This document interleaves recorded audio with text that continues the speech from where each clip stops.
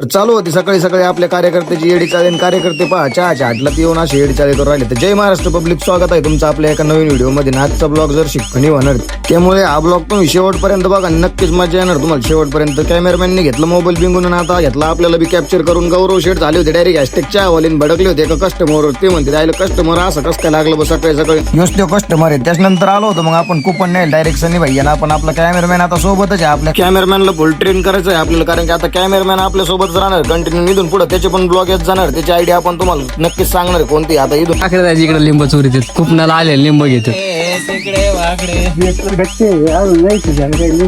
कच्चे मग चोरा तुम्ही लगेच